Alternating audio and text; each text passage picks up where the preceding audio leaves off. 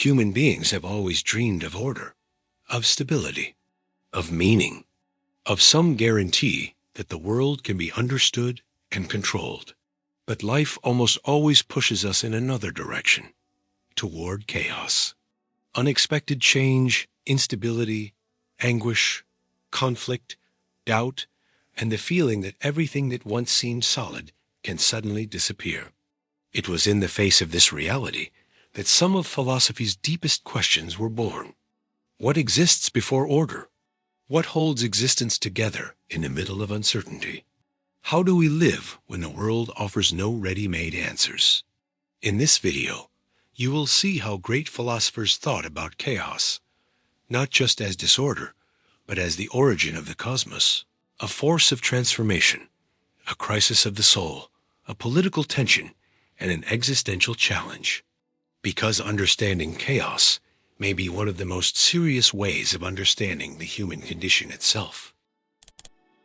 When the word chaos comes up, a lot of people immediately think of confusion, disorder, mess, something broken or out of place. But in philosophy, chaos is almost never just that. In many moments throughout the history of thought, it appears as a much deeper idea. That which comes before form, before rules, before the stability that allows us to name the world. In that sense, chaos is not just the opposite of order. It can be the ground from which all order is born. This is an important shift in perspective, because when we think of chaos only as a problem, we reduce it to something that must be eliminated. Philosophy, however, often forces us to look more carefully.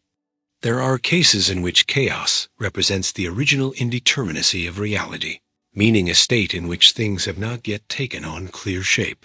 Before there is a clear structure, before there is a separation between what is this and what is that, there would be an open, unstable field without a fixed form. Chaos, then, is not simple destruction. It is the absence of definition, the condition that comes before forms emerge. That is why, in philosophical language, chaos can mean origin. And there is something very interesting here. The origin does not have to be organized. On the contrary, several thinkers suggest that what gives birth to the world, to experience, or even to human identity, does not first appear as clarity, but as mixture, obscurity, and potential that has not yet been organized. Instead of imagining that everything began with perfect order, philosophy often gives us the opposite possibility. Order is a later achievement, a construction built on top of something more primitive, more open, and more unpredictable. This idea also brings chaos close to the concept of indeterminacy. What is indeterminate? It is that which has not yet been fixed into one single form. It is what can become many things. In that sense, chaos is not only a threat, it is also possibility. Because where everything is already completely defined, very little can be born again. But where there is openness, tension, and instability, there is room for transformation. Chaos is frightening precisely because it breaks apart what seemed stable. But that same break can make something new possible. That is why chaos can also be understood as a break in order. And that break does not always have to be negative. When an order becomes too rigid, too unjust, too suffocating, chaos appears as what disrupts, destabilizes, and exposes the fragility of what once seemed solid. Philosophically, this is decisive. Not every kind of order is good just because it is order. There are political systems that are orderly and oppressive. There are mental routines that are orderly and unhealthy. There are worldviews that are coherent, but false. In these cases, chaos works like a crack that reveals that stability may be only an appearance. This insight becomes especially strong when we think about human experience. Life is rarely as organized as we would like it to be. Unexpected changes, losses, crises, inner conflicts, historical transformations, all of these break the illusion of total control. And maybe that is exactly where the philosophical idea of chaos becomes so powerful. It reminds us that reality is not fully subject to our will or to our desire for predictability. There is a dimension of uncertainty in reality that cannot be erased. The philosophy of chaos often begins when human beings realize that their need for order has limits. But there is also a more provocative meaning: chaos as creative power. This may be one of the most fascinating ideas of all. Not all chaos is barren. In some thinkers, it is a generative force, raw energy, and excessive life that has not yet been domesticated. Creating something new, a work of art, a worldview, a new way of living, almost always requires passing through some kind of disorder. Before an idea matures, it usually appears in fragments. Before a new way of life can take shape, the old one has to enter into crisis. Chaos, then, stops being seen only as collapse and begins to be understood as the workshop of creation. This completely changes the question. Instead of asking only, how do we eliminate chaos? Philosophy also asks, what does chaos make possible? That shift matters because it forces us to leave behind a simplistic view. Chaos can be a threat, yes. It can mean fear, loss of reference, and the breakdown of forms. But it can also mean origin, openness, movement, and fertility. It both disrupts and prepares. It both breaks apart and makes possible at its deepest level. To think about chaos philosophically is to think about the relationship between form and formlessness, between order and openness, between security and transformation. It is to recognize that the world is not made only of ready-made structures, but also of forces in tension, meanings that have not yet settled, and realities that are still in process. And maybe that is why chaos remains such a living question, because it does not speak only about the beginning of a cosmos or about abstract theories. It also speaks about us, about our crises, about times of transition, and about those moments when everything seems to be falling apart, and for that very reason, something new may be about to begin. With Freud, the idea of chaos takes a decisive turn. It is no longer found only in the universe, in politics, or in the forces of nature. It now moves into the inside of the human being. This is one of the great breaks of modern thought. Before Freud, there was a very strong trust in the image of the rational subject, a conscious self, able to know itself, control its impulses, and organize life through reason. Freud deeply shakes that image. He shows that behind the civilized surface of consciousness, there is a much more unstable, contradictory, and obscure field, the unconscious. This point is essential for understanding Freud's philosophical importance. He is not just creating a new clinical method. He is taking apart one of the central beliefs of modern culture, the idea that human beings are transparent to themselves. In works like The Interpretation of Dreams and The Psychopathology of Everyday Life, Freud suggests that consciousness is not the master of the house.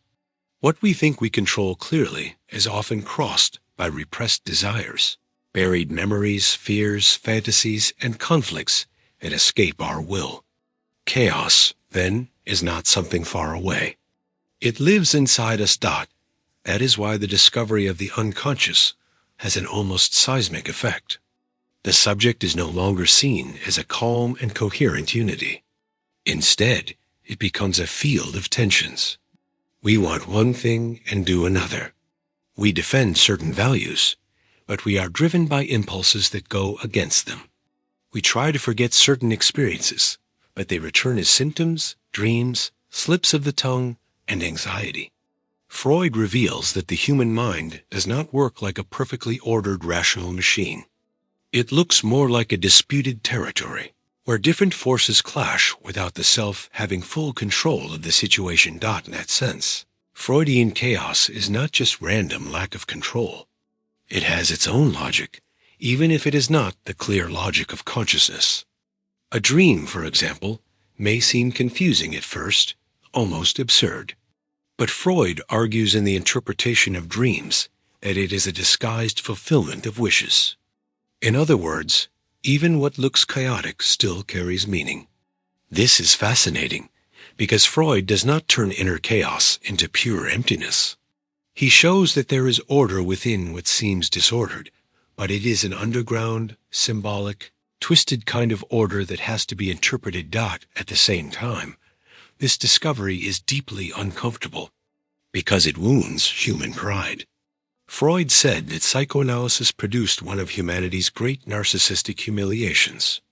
After Copernicus showed that the Earth was not the center of the universe, and Darwin showed that human beings do not stand apart from the rest of life, Freud showed that not even the mind is fully ruled by the conscious self. This means that there is something within us that moves us without asking permission, something that thinks, desires, and insists even before we can rationally organize those forces. This new image of the human being has huge philosophical consequences. Reason remains important, but it can no longer be thought of as the absolute ruler of subjectivity. The modern subject, confident in its autonomy, becomes fragmented. In its place appears a divided self, inhabited by conflicting impulses, marked by repression and repetition. In texts like Civilization and Its Discontents, Freud also expands this view beyond the individual. Civilization itself, which presents itself as order, culture, and progress, depends on the repression of deep instincts. This means that social order does not eliminate inner chaos. It manages it, redirects it, represses it, and pays a price for doing so. That price appears as psychological suffering. The more civilized life demands control, discipline, and adaptation. The more the individual may feel divided between what they are supposed to be and what they actually desire. The chaos of the unconscious, then, is not an accident that happens only to maladjusted people. It is part of the human condition itself. In Freud, normality is never as solid as it seems. Even the most ordinary daily life is crossed by small breaks. Forgetfulness, slips of the tongue, disturbing dreams, emotional repetition, and apparently irrational symptoms. All of this shows that there is always more inside us than what we are able to say about ourselves. Maybe that is exactly why Freud remains so provocative. He forces human beings to give up the fantasy of total order. We are not perfectly linear beings. We are also made of ambivalent impulses, dark inner zones, uncomfortable desires, and memories that resist being erased. And recognizing it does not mean falling into despair. It means accepting a more complex truth about who we are. In Freud, chaos is not only a problem to be tamed. It is also proof that human subjectivity is deeper, more contradictory, and more dramatic than enlightenment reason would like to admit at the deepest level. Freud brings the philosophy of chaos into the heart of human experience. Disorder is not only out there in the external world. It settles into the intimate space of dreams, interrupted speech, symptoms, and desires that keep returning. And that may be his most disturbing contribution, showing that the human being is not an empire of peace, but an ongoing passage between consciousness and shadow, between control and instinctive force, between the order we build and the inner abyss that never fully disappears. For Jung, inner chaos takes on an even deeper meaning than it does in Freud. If Freud showed that the human mind is not a house ruled by reason, Jung goes one step further. He shows that this inner turmoil should not be seen only as something to be controlled, repressed, or fixed. In many cases, what disturbs us the most on the inside may also be what we most need to understand. For Jung, chaos is not only a threat. It can also be a call to self-knowledge. This shift is crucial. Jung realizes that human beings suffer not only because they have dark impulses, fears, or contradictions, but also because they try to push out of themselves everything that does not fit the image they want to maintain. This is where one of his best-known concepts comes in, the shadow. Simply put, the shadow is the set of aspects of the personality that the conscious self rejects, hides, or does not recognize in itself. These can include aggression, envy, desires, weaknesses, impulses, resentment, buried talents, or even creative potential that was never accepted. The shadow is not just the evil inside a person. It is everything that has been pushed into psychic darkness. This idea appears strongly in works like I.N., the archetypes and the collective unconscious, and the ego and the unconscious. In them, Jung insists that the human psyche is bigger than the ego. The ego is only the center of consciousness, not the whole of the self. This means that the image we build of ourselves is always incomplete. The problem begins when that image becomes too rigid. A person who sees themselves only as correct, balanced, kind, or rational may end up pushing into the shadow everything that contradicts that identity. But what is repressed does not disappear. It keeps acting, often in indirect, distorted, and destructive ways. That is why Jung treats the shadow as an unavoidable reality. No one is completely full of light. No one is perfectly consistent. Every human being carries dark zones within. Psychic chaos appears exactly when these rejected parts begin to press against consciousness. Sometimes this shows up in emotional outbursts, troubled relationships, intense projections onto other people, crises of meaning, or behaviors that the person does not fully understand. Instead of recognizing anger, envy, or fear in themselves, for example, a person may see all of it only in someone else. Jung calls this projection. What we do not accept in ourselves is seen as. If it exists only outside of us, this analysis still feels extremely current. In many human conflicts, both personal and collective, this mechanism is at work. The more a person or a group believes it represents only what is good, the more easily it throws its shadow onto an external enemy. Jung saw this historical danger very clearly, especially in the face of the political catastrophes of the 20th century. When the shadow is not recognized, it can become more dangerous. Repressed inner chaos does not disappear. It builds up. And what is not integrated into psychic life and return as violence, fanaticism, self-sabotage, or existential emptiness. But Jung's most important point is that the answer is not to destroy the shadow. It is to integrate it. And integration does not mean obeying every impulse or excusing destructive behavior. It means clearly recognizing that these elements are part of our psychic makeup and need to be worked through consciously. Jung believes that maturing does not mean becoming pure. It means becoming whole. That is a deep difference. A personality that looks artificially perfect may actually be extremely fragile. But a person who knows their own ambivalence tends to be more realistic, more humble, and even more ethical, because they know what they are capable of. This is where the concept of individuation appears, which is central in Jung's thought.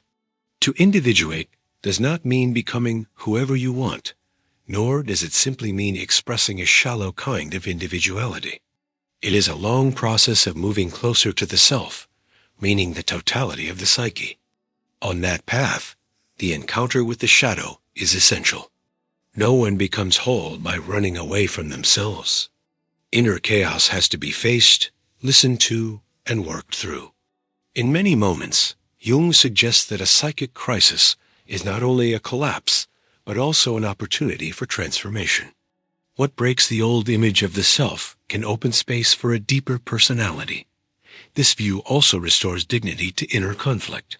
Instead of treating every kind of psychic disorder only as failure, Jung sees in it a possible moment of truer reorganization. There are pains that reveal how far we had been living from ourselves.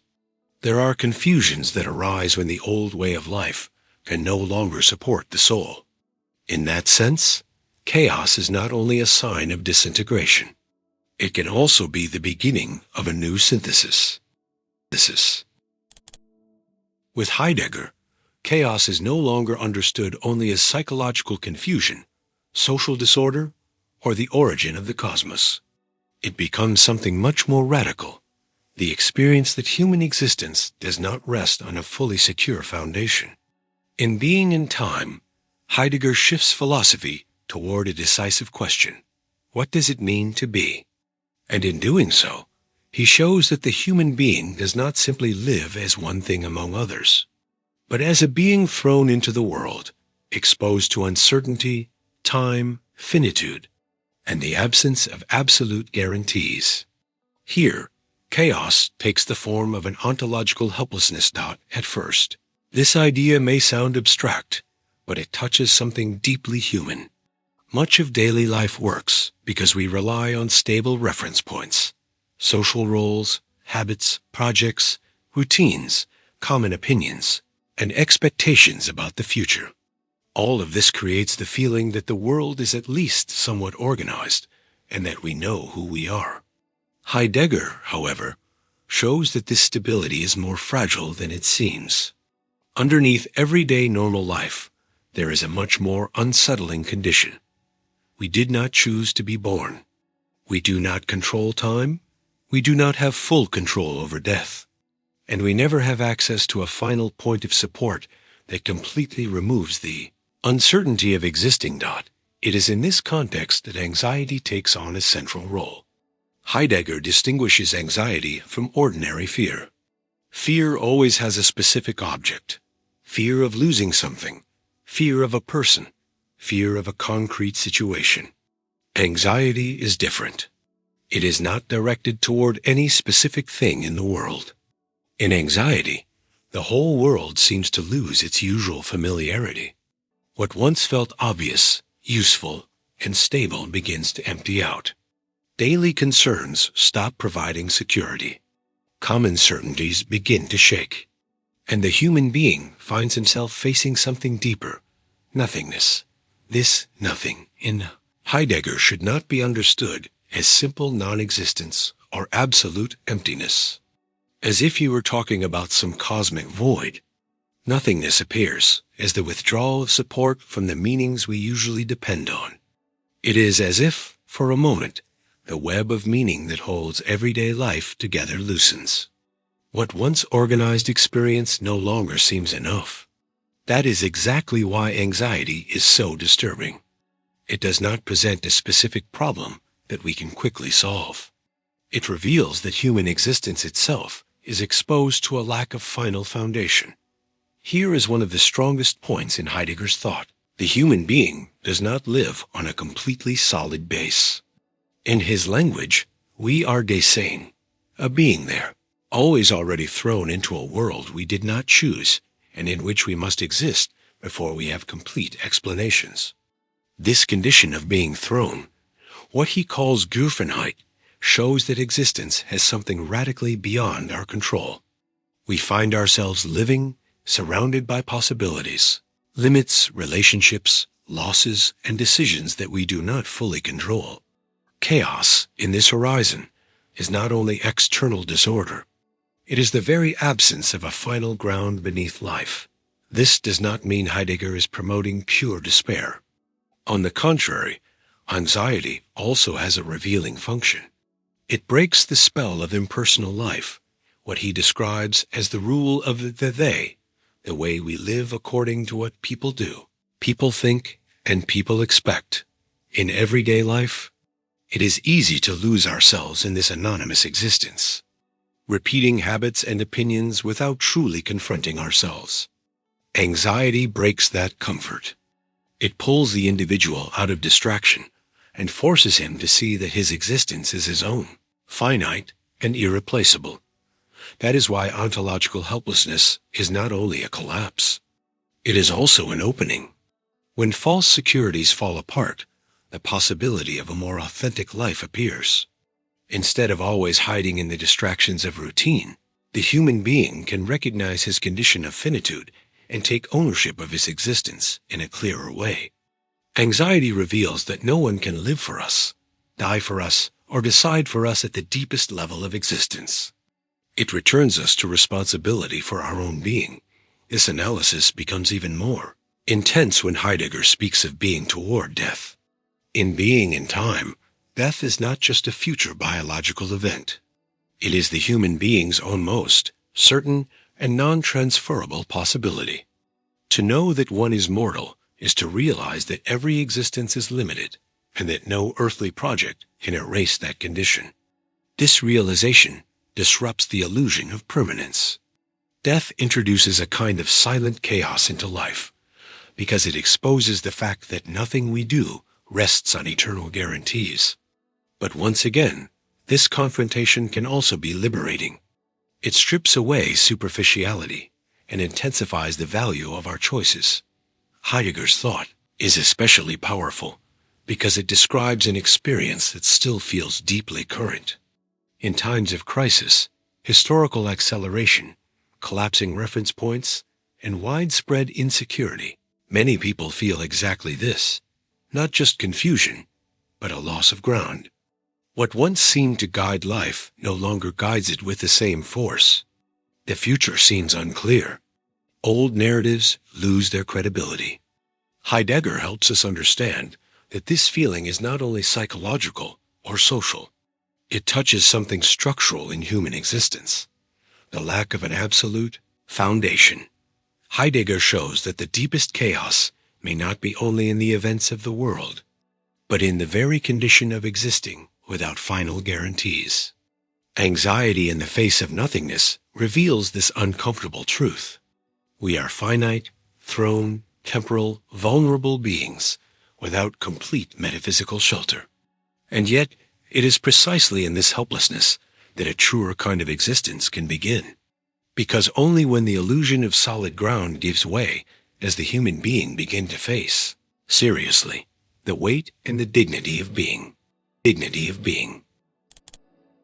Long before chaos was understood as a psychological crisis, social collapse, or existential disorientation, it already held a decisive place in the philosophical and mythic imagination of the Greeks.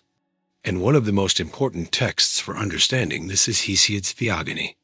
It is there that we find one of the earliest great expressions of chaos as the original condition of the world. Not as simple mess in the ordinary sense of the word, but as that which comes before the order of the cosmos, before the separation of things, before the structure that makes the world livable and understandable. This origin is fascinating because it reveals something very deep about early Greek thought. For Hesiod, the world does not begin already complete, harmonious, and organized. It emerges from a prior condition, one that is darker and more undefined. The famous opening of the Theogony presents this idea in a striking way. First came chaos. That short phrase carries enormous weight. Chaos appears as the first fact of reality, as that which comes before the gods, the earth, the sky, and cosmic order. Before there was a structured universe, there was chaos, but it is important to avoid a common mistake. When we read the word chaos, we should not automatically imagine a scene of noisy confusion, destruction, or disorder in the modern sense. The Greek term chaos has a meaning closer to opening, abyss, gap, or primordial space. It is not exactly a mess made up of mixed things, but a kind of original condition still without definite form. It is as if Hesiod is pointing to a beginning in which being had not yet been arranged into stable forms, in which reality had not yet taken on clear outlines. This detail matters because it shows that Greek thought already sensed something that philosophy would later develop more clearly. Order is not the starting point, but something that takes shape over time. The cosmos, a word that for the Greeks carries the idea of order, beauty, and arrangement, does not appear out of nowhere as a perfectly complete creation. It is born out of a darker prior condition. This means that the organized world we know is the result of a process. Before the cosmos, there is a kind of original openness that is not yet a fully formed world. In the Theogony. After chaos come other fundamental realities, such as Gaia, the earth, and Eros, the force of generation and union. This is extremely significant. Hesiod's world is not organized in a mechanical or impersonal way. It takes shape through a genealogy of divine powers, through a dynamic of emergence, conflict, alliances, and succession. Chaos, then, is not only the first chronological moment. It is the background from which the differentiation of reality becomes possible. From that initial indeterminacy, being begins to take structure. This view helps us understand how the Greeks thought about the passage from disorder to order. It is not yet a systematic philosophy like we later see in Plato or Aristotle, but it is a powerful cosmological insight. The world is not simply given once and for all. It is won against the threat of excess, instability, and primordial violence. In Hesiod, the order of the cosmos is deeply tied to struggle. The succession from Uranus to Cronus to Zeus shows that the universe does not become stable without conflict. There is a drama at the origin. Order is born, at least in part, through the overcoming of tensions. This is important because it prevents a naive reading. In Hesiod, chaos does not simply disappear as if order had erased it completely. The very formation of the cosmos keeps the memory of its difficult origin. The ordered world carries within itself the mark of an unstable earlier condition. Maybe that is why Greek mythology is so sensitive to the constant risk of rupture. Order exists, but it is neither trivial nor guaranteed. It had to be established, and for that very reason it must be maintained. Chaos is not only what was left behind, it is also the ever-present horizon of excess and breakdown. When Zeus finally establishes himself as ruler, what is at stake is not only the victory of one god over others. What is at stake is the establishment of a cosmic, political, and symbolic order. Zeus represents, in a certain sense, the stabilization of a world that is governed, ranked, and regulated. This helps us see how, for the Greeks, thinking about the origin of the cosmos was also a way of thinking about the legitimacy of order. The narrative of the theogony is not just a myth about the beginning of everything. It also offers a vision of how reality should be understood. From the threat of indeterminacy, a structure emerges, and that structure makes life, justice, and intelligibility possible at the same time. Hesiod teaches us that order is never completely natural or innocent. It arises out of disputes, acts of force, and rearrangements of power. That insight still feels remarkably current. Whenever a society imagines its order as eternal and unchanging, it forgets that every human or cosmic order had a beginning, and that beginning was almost never calm. The theogony reminds us that the ordered world is not born out of purity, but out of a passage. Between the original abyss and the established cosmos, there is tension, emergence, conflict, and composition. That is why Hesiod is such a rich starting point for thinking about the philosophy of chaos. With him, we understand that chaos is not just a problem to be avoided, but an original condition without which the cosmos itself could never emerge. Order does not completely eliminate chaos. It rises on top of it. And maybe that is the great Greek insight here. The world becomes a world only because, before it, there was openness, indeterminacy, and depth without form. In that sense, chaos is not the absolute opposite of the cosmos. It is its prehistory, its first condition, the silent abyss out of which order was able to be born. Some philosophers tried to find, beneath the world's diversity, a fixed, stable, and permanent foundation. Heraclitus goes in the opposite direction. With him, ancient philosophy gives us one of the most unsettling and powerful ideas in its entire history. Reality is not rest, but movement. The world is not held together by an unmoving order. It is shaped by constant change, tension between opposites, and ongoing conflict. That is why Heraclitus is so important for thinking about chaos, not as simple accidental disorder, but as something close to the very structure of reality itself. Heraclitus lived between the 6th and 5th centuries BC and left behind only fragments of his work. But those fragments were enough to make him one of the most influential thinkers in the Western tradition. One of the ideas most closely tied to his name is the idea of flow. The phrase "everything flows," even though it does not appear in exactly that form in the surviving fragments, captures the spirit of his thought well. The most famous example is the river. We do not step into the same river twice, because its waters are already different, and because we ourselves are also no longer the same. This image is crucial. It shows that reality is not a collection of fixed things, but a continuous process of transformation. This view deeply changes the way we understand the world. Instead of asking only what things are, Heraclitus forces us to ask how they become what they are.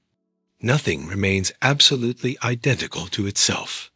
Everything is exposed to time, change, wear, emergence, and disappearance.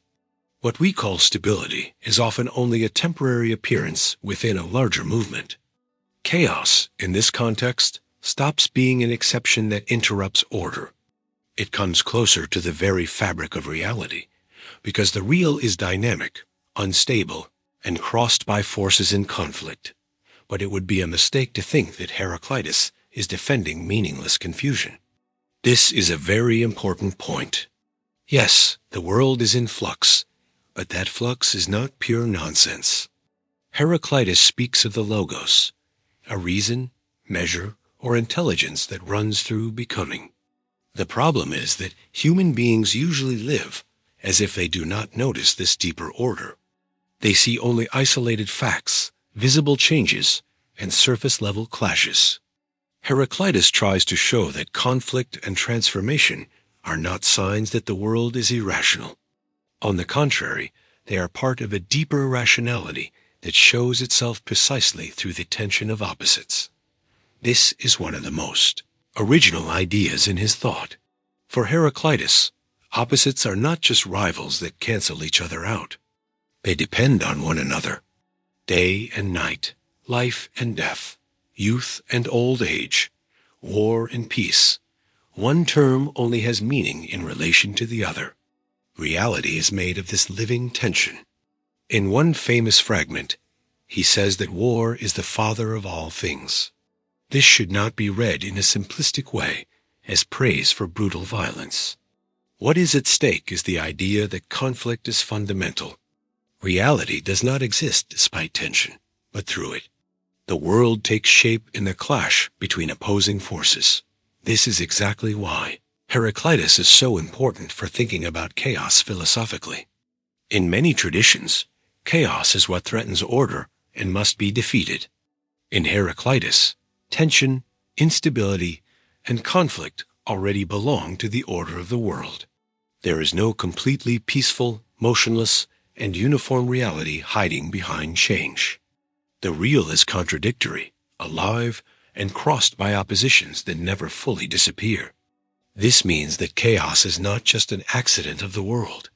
In a certain sense, the world itself has an agonistic structure, made of passage, difference, and collision.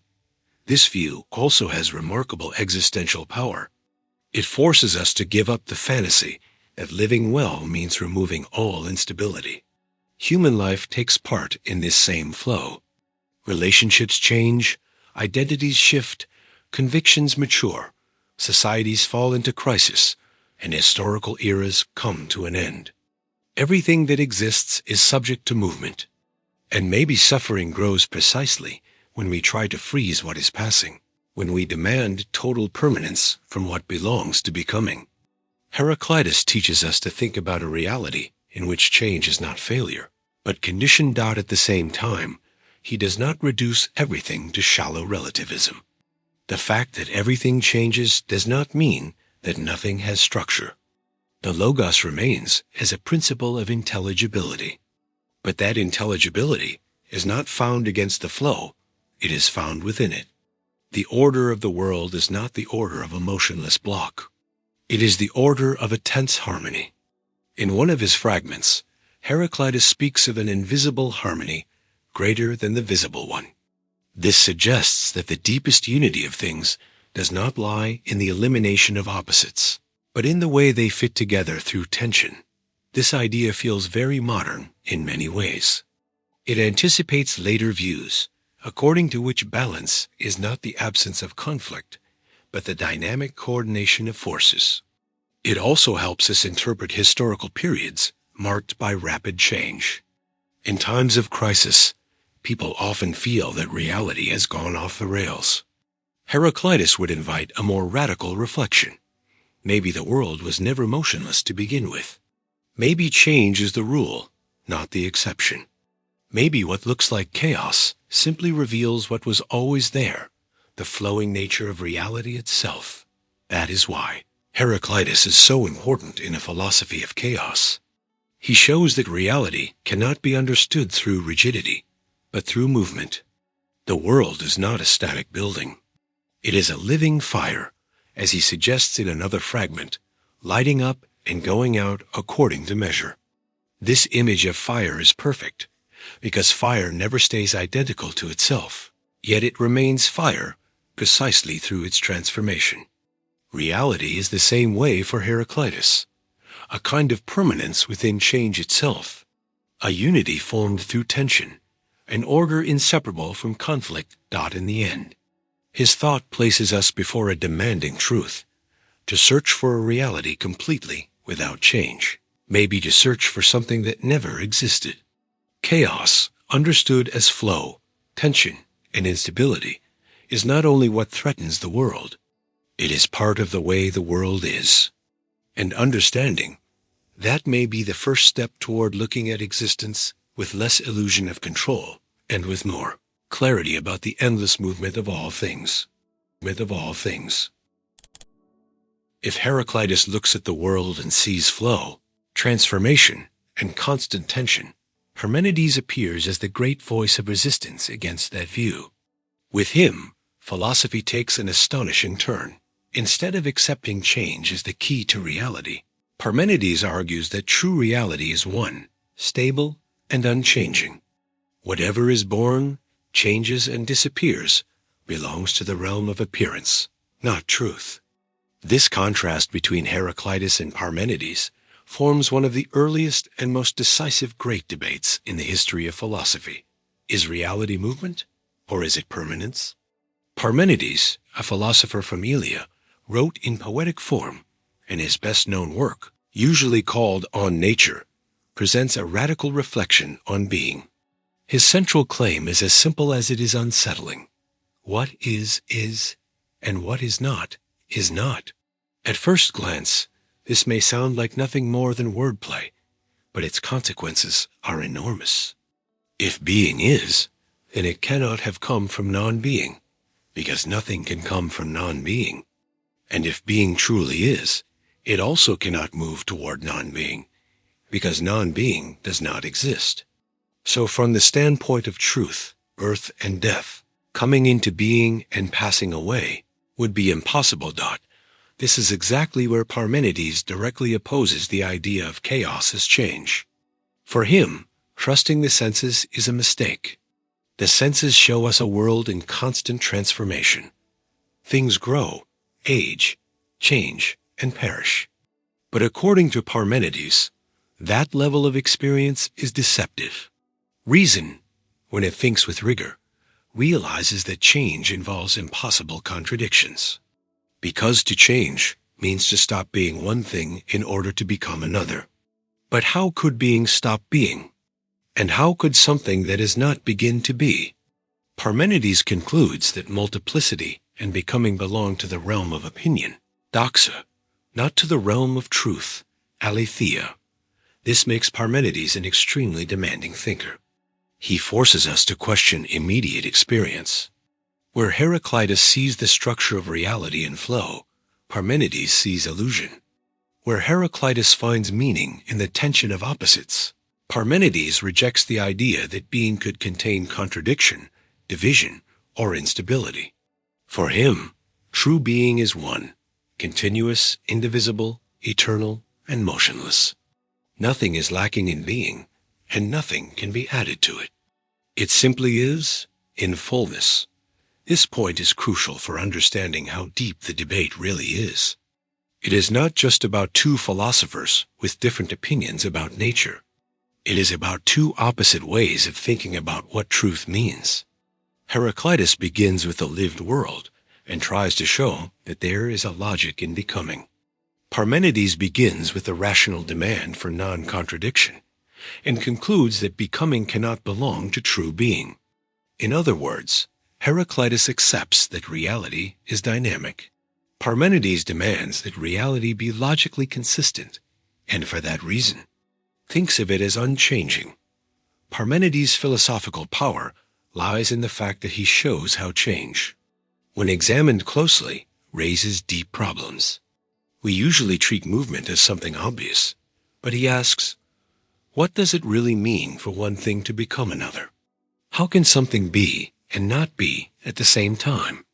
How could reality be made of transition if transition seems to require that something stop being what it is? Parmenides turns change itself into a philosophical problem.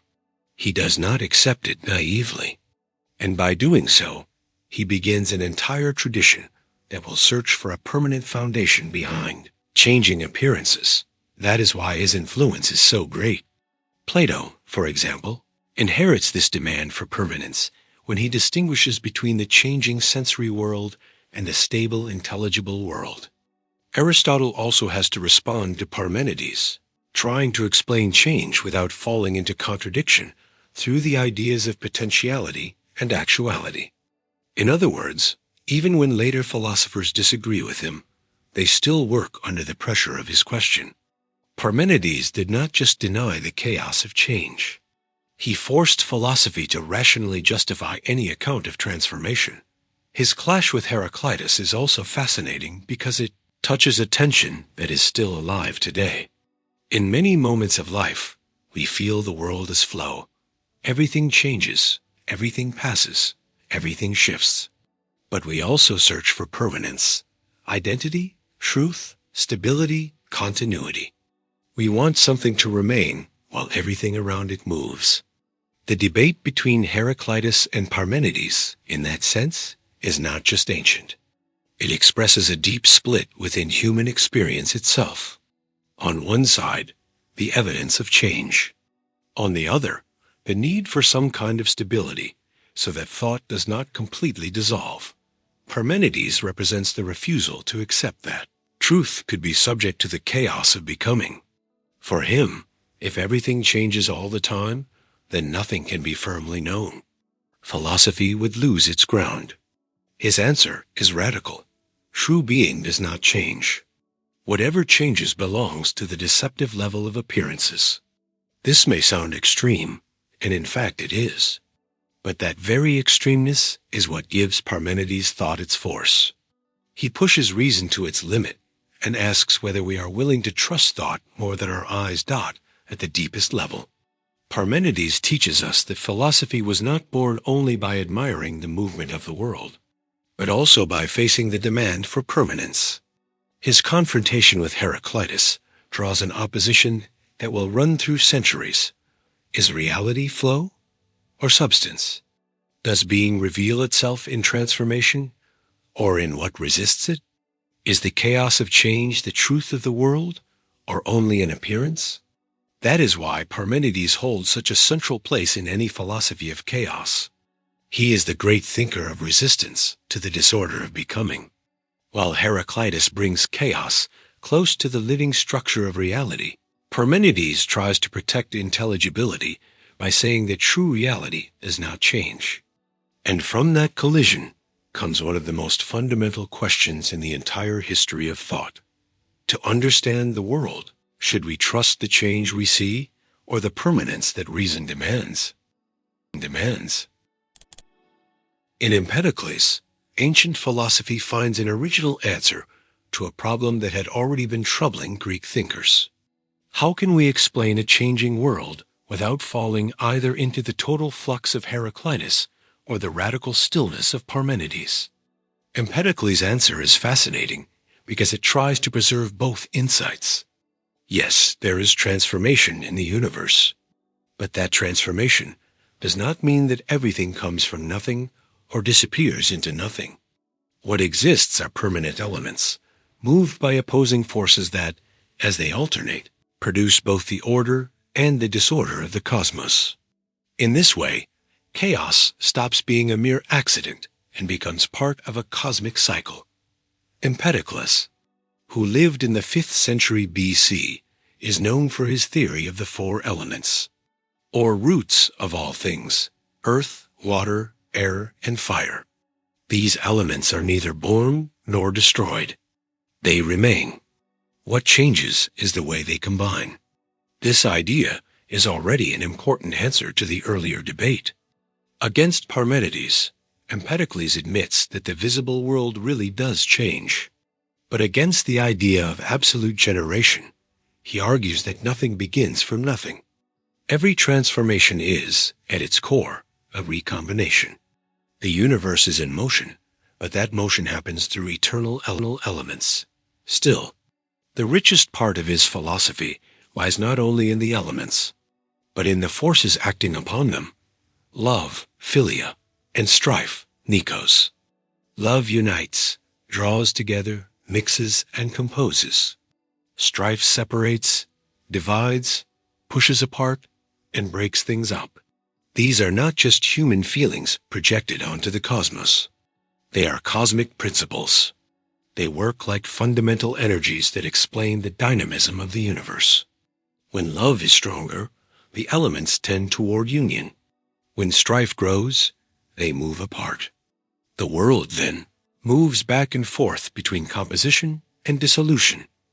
This structure is crucial for thinking about chaos in Empedocles. Here, chaos does not appear as something irrational or totally unpredictable. It is also not a mistake in the universe. What we call disorder is part of a larger process, shaped by the alternation of these two forces. At certain times, the cosmos moves toward unity. At others, toward separation. This means that disintegration is not pure accident, but a necessary phase of the cycle. Chaos, in this sense, is cosmic, but not arbitrary. It has its place within a larger order. This view is striking because it rejects both the fantasy of total stability and the idea of absolute disorder. The universe is not a motionless block, but neither is it a meaningless explosion. It pulses, it expands toward multiplicity, then moves back toward unity, and so on. Empedocles imagines a great cycle in which sometimes love completely dominates, producing an almost perfect unity, and at other times strife takes over, breaking that unity apart and scattering the elements. Between these extremes, the concrete worlds, living beings, bodies, and forms of existence we know come into being. This helps us understand something very important. In Empedocles, order is born from the tension between opposite forces. There is no cosmos without conflict. The universe is organized precisely because there is attraction and separation, mixture and breakdown. If there were only love, everything would merge together without distinction. If there were only strife, everything would be scattered beyond repair. Concrete reality depends on the interplay between these two principles. Chaos, then, is not simply the opposite of order. It is part of the very mechanism that makes order possible. This view also has an almost tragic dimension and, at the same time, something deeply beautiful. It suggests that nothing in the world remains forever in a stable form. Every composition contains the possibility of separation. Every unity carries, somewhere within it, the seed of rupture. But the opposite is also true. Every dispersion may be followed by a new recomposition. Instead of imagining reality as a straight line, Empedocles thinks of it as a cosmic rhythm, an endless alternation between gathering and breaking apart. This image is still powerful today because it speaks not only about the physical universe, but also about human experience itself. Relationships, societies, cultures, identities, everything often seems to follow similar movements. There are times of cohesion and times of fragmentation. There are moments when everything organizes itself around a center, and others when that center breaks apart. Empedocles gives us a philosophical language for thinking about these shifts without falling into despair. Disorder is not necessarily the end of everything. It may be a phase of transition within a larger process. His philosophy also prevents a simplistic moral view of disorder. Not every separation is bad, just as not every union is good. Too much union can erase differences. Too much separation can destroy bonds. The balance of the cosmos does not come from eliminating one of the forces, but from the dynamic between both. That makes his thought very sophisticated. Instead of glorifying harmony alone or condemning conflict alone, Empedocles shows that reality needs both poles in order to exist in its full. Richness. His thought also marks an important step in the history of philosophy because it tries to explain the world through principles within nature itself. Even though he still uses poetic and symbolic language, Empedocles is already moving toward a rational cosmology. Love and strife are not merely decorative images. They are concepts that allow him to think about transformation without giving up permanence. The elements remain. What changes is their combination under the action of these forces. Chaos, then, stops being the name of an incomprehensible disorder and becomes the name of a structural moment within the cosmic process. Empedocles invites us to see the universe as a dance between union and separation. Nothing is simply fixed, but nothing is left to pure chance either. The world is made and unmade according to a greater rhythm, in which chaos is an essential part of the whole movement. That may be the unique beauty of his philosophy. It shows that disorder is not necessarily the negation of the cosmos, but one of its phases. And because of that, to understand chaos is not only to fear it, but to recognize the place it holds in the deep breathing of the universe. Long before philosophy spoke of chaos as an inner crisis, political disorder, or creative force, some Greek thinkers were already trying to understand something even more radical. Where does everything that exists come from? And this is exactly where Anaximander holds such an important place. With him, Greek thought takes a huge step forward. Because the origin of the world is no longer explained only through mythical images or divine family lines, but through a more abstract, deeper, and more philosophically daring principle. That principle is the Apeiron, the unlimited, the indefinite, that which has no fixed form. And for that very reason, it is essential for thinking about chaos as what comes before all form. Anaximander, a student of Thales and one of the earliest philosophers in the Western tradition, was looking for the arch, the original principle of all things. Thales had proposed water as that principle. But Anaximander realized that if the origin of everything were a specific element like water, there would be a problem. How could one determined element produce its opposites? How could the wet also give rise to the dry? How could something already defined be the source of everything that is different from it? Anaximander's answer is extraordinary. The origin cannot be something determined. It must be the indeterminate itself. This is where the Apeiron appears. The word suggests something without limit, without fixed form, without final boundaries. It is not an ordinary substance that we can easily picture. The Apeiron is not one object among others. It is that which comes before the distinction between objects, that which exists before any clear separation between hot and cold, dry and wet, light and dark. In other words, Anaximander is thinking about an origin that has not yet become this or that, an open, indeterminate, unlimited origin. This concept is extremely important for a philosophy of chaos because it breaks with the idea that the beginning of reality was already organized, clear, and fully formed. In Anaximander, the principle of things is not a ready-made order, but a kind of undefined ground from which determinate things emerge. Chaos, then, can be understood not as simple mess, but as that original state in which forms have not yet been fixed. Before there is a world made up of distinct beings, there is the indeterminate. Before form, there is formless openness. This view has impressive philosophical force.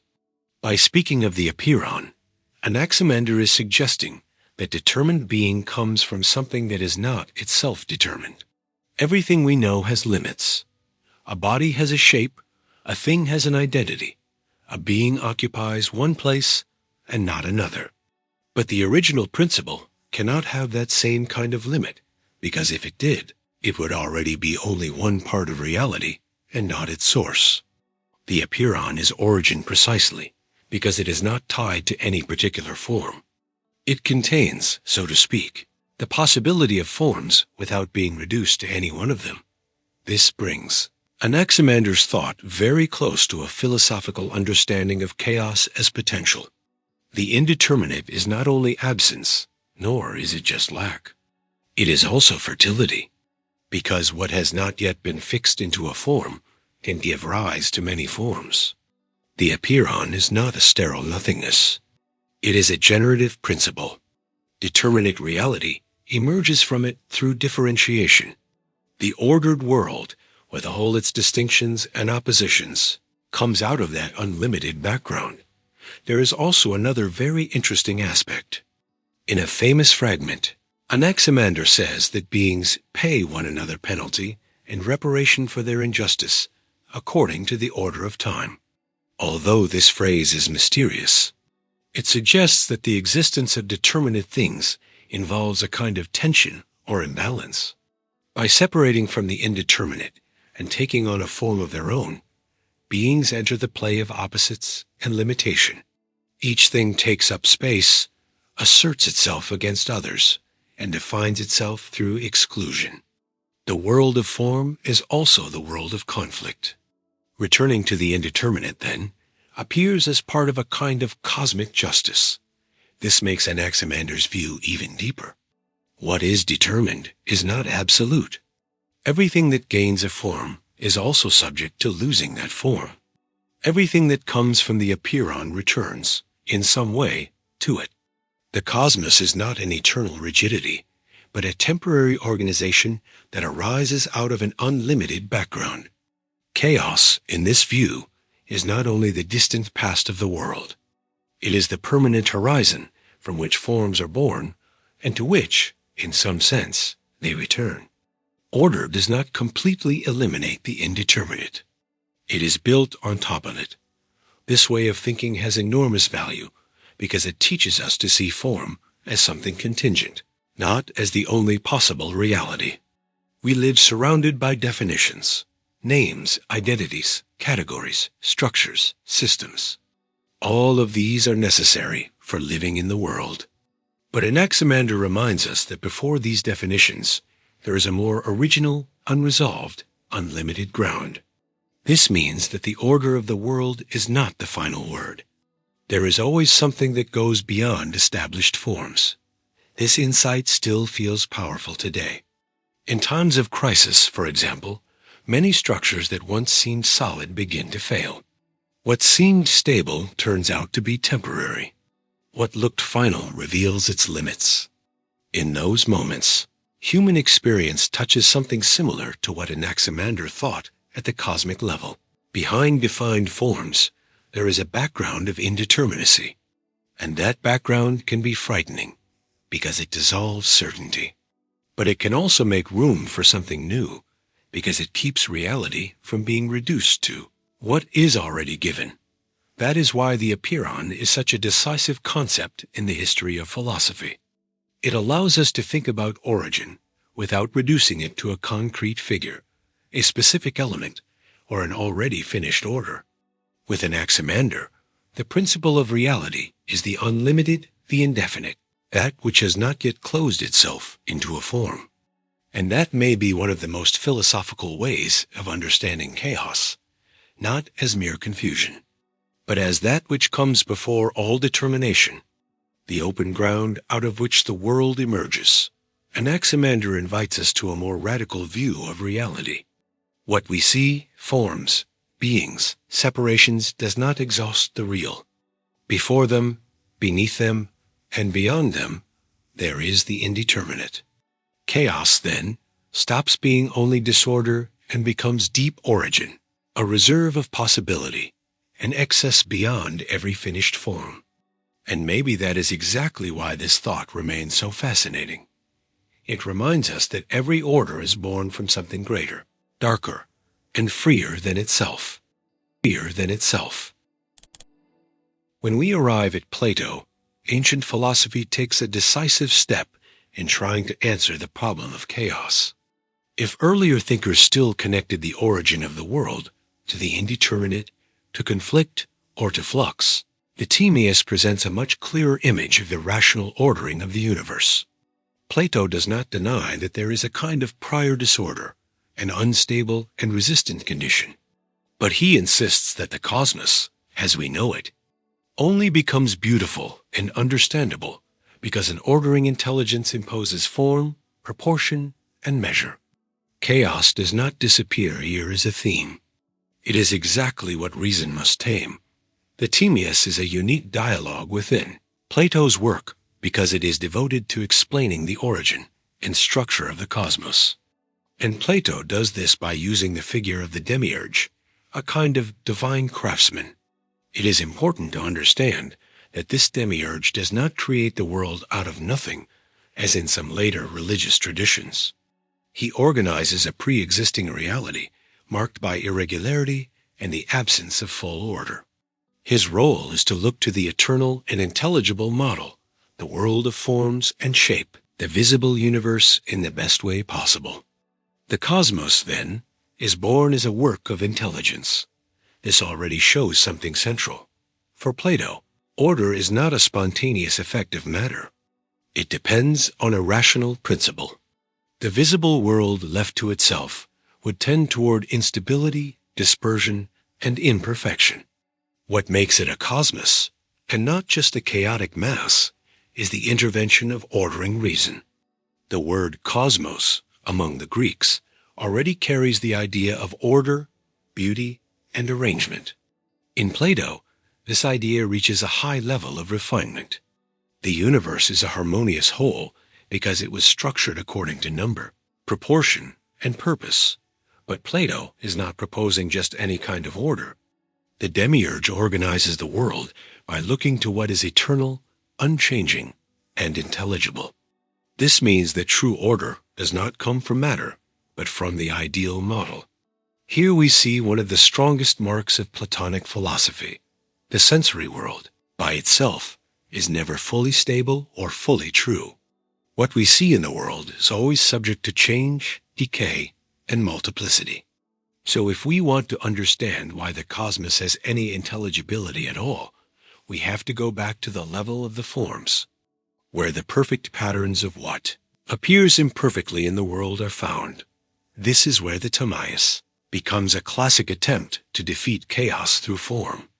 Plato admits that there is a kind of receptacle or matrix, the chora, that receives forms, but is, in itself, hard to define. The chora is not a determinate thing like bodies, nor is it an intelligible form. It works like a space of reception, a field in which things can appear. Before the ordering work of the demiurge, this dimension is associated with disorderly movement, with a kind of agitation that has no fixed structure. It is not exactly chaos in the everyday sense, but a condition in which the elements are not yet harmonized according to reason and proportion. The intervention of the demiurge turns this instability into cosmic order. He does not act out of whim. Plato insists that, because the demiurge is good, he wants everything to become as good as possible. This goodness expresses itself in rationality, giving form to what is formless, measure to what is without measure, intelligibility to what was once erratic. The Platonic cosmos is therefore a triumph of order over indeterminacy, not an absolute triumph, because the sensory world remains imperfect, but a triumph strong enough to make the universe understandable and beautiful. This view is deeply revealing of classical philosophy. In Plato, Chaos is not celebrated as a creative power in itself. It is what must be brought under intelligence. The ideal is not disorder, but form. The good is not found in the formless, but in what is structured. Beauty is born from proportion. Truth is closest to what is stable, measurable, and organized according to a higher principle. The Timaeus powerfully expresses this classical drive to tame reality, to show that the universe is not a blind accident, but a totality ordered by reason. At the same time, Plato is not naive. He knows that the sensory world never fully reaches the perfection of the intelligible world. Matter offers resistance. Cosmic order is always a realization of the best possible, not the complete embodiment of perfection. This makes the Timaeus more interesting than a simple fantasy of total control. Chaos is not eliminated once and for all. It remains as a limit, a resistance, a lower condition always present within the sensory realm. Reason organizes, but it organizes something that is not by itself perfectly rational. This tension helps explain why Plato's thought had such a strong impact on the Western tradition.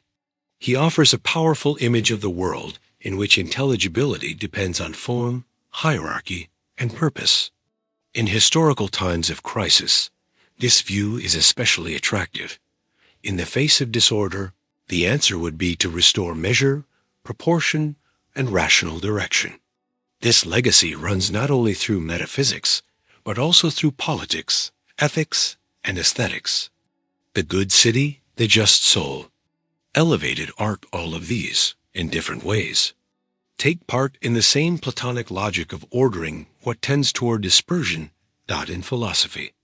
This means that Plato represents one of the great attempts to give reality an intelligible foundation against the danger of chaos.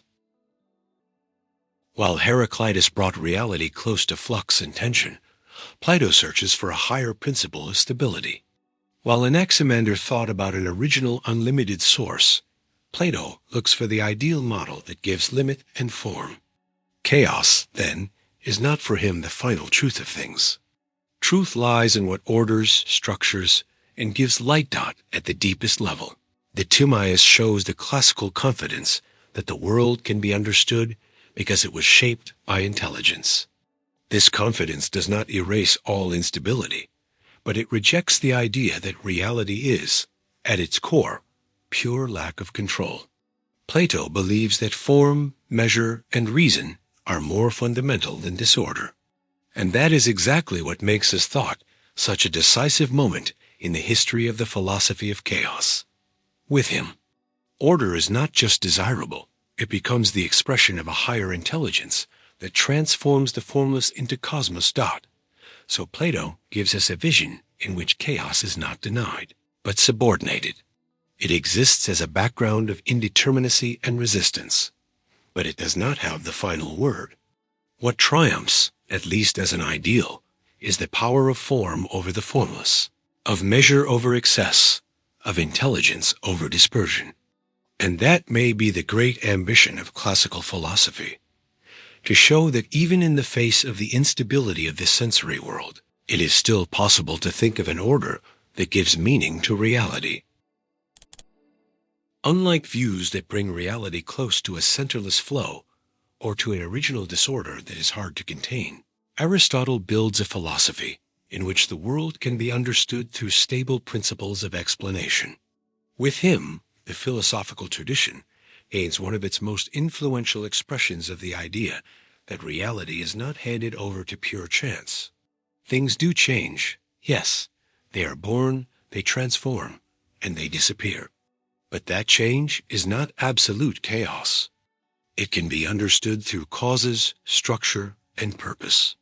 That is why Aristotle becomes so important in explaining why. For centuries, philosophy saw chaos as something to be overcome by rational organization.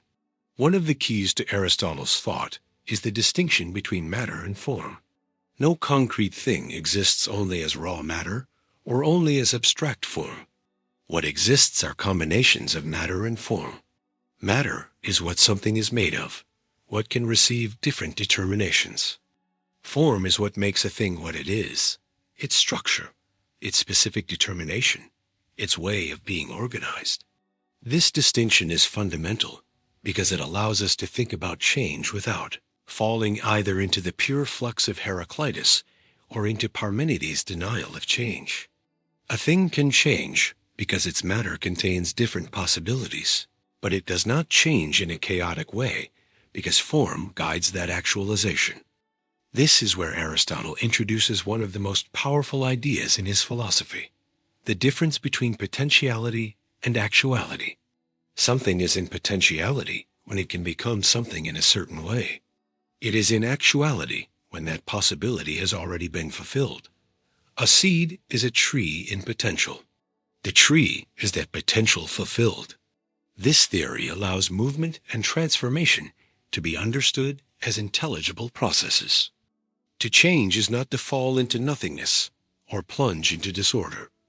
It is to move from possibility to realization.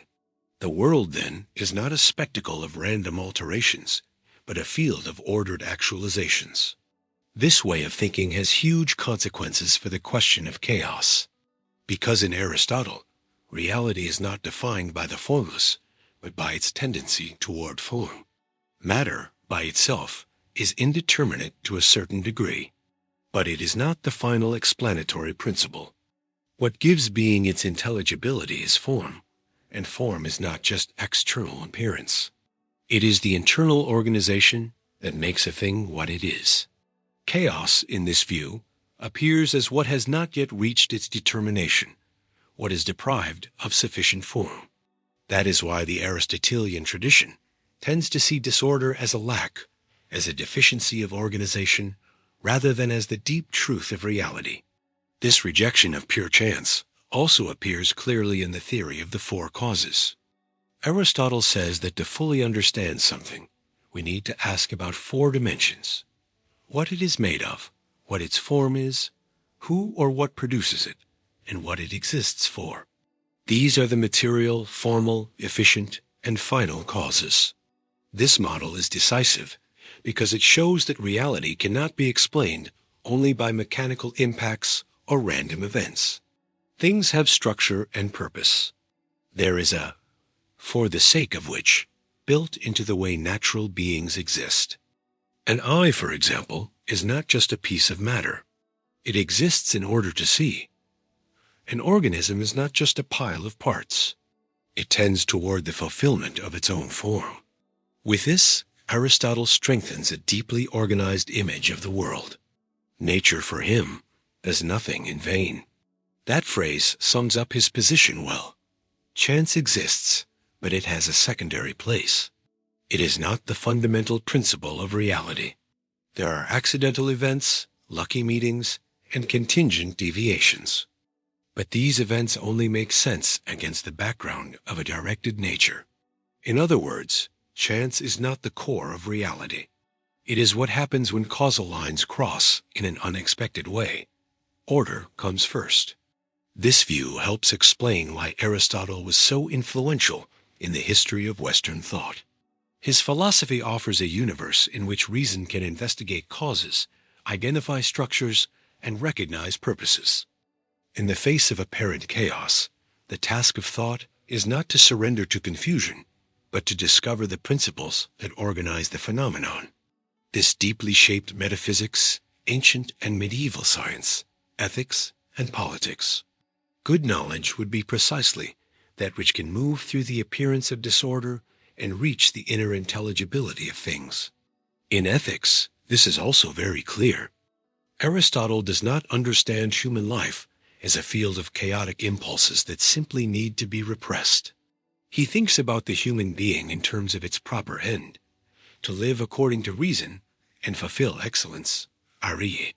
A good life is an ordered life, one in which passions, habits, and choices are trained toward the golden mean. Excess and deficiency create disorder. Virtue brings harmony. Here again we see the Aristotelian mark. Chaos is what must be worked on through form, habit, and rational guidance. In politics, the logic is similar.